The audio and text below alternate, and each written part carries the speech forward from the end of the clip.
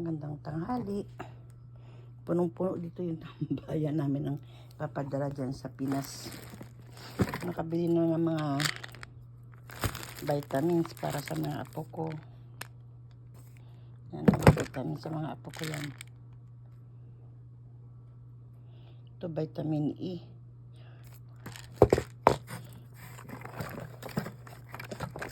Mga Nutella nila.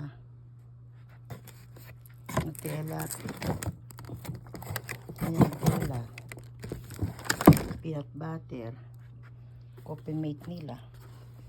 Coffee mate. Quaker oats. Mga ipapadala ng Pilipinas yan. Ano itong biniling caramel sale na ito? Punong-puno na nga, oh. Ito yung mga idadagdag pang mga ipapadala. Idadagdag pa sa mga tsokolate. Yung bilhin ba ito? Ang apo ko ang namili, eh. Ay, ang anak ko tsaka ang apo ko. Ang namili. Ang ipapadala po ng Pilipinas yan. Mga kape nila. Corn beef. Yung corn beef kasi ang gusto nila, eh. Yan, corn beef. Tsaka nabilhan din ng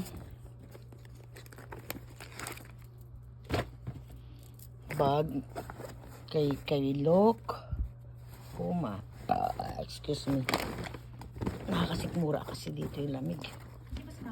Ano sa bubble tea? Hello Kitty. Tapos ito yung sa aming smart boy na 4 years old kay Klein.